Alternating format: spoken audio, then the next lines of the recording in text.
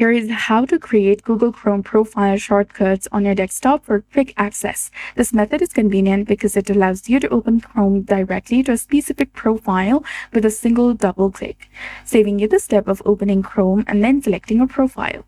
Now from this page, tap on your profile picture in the top right corner of your screen, which is the Chrome window, not your Chrome profile icon.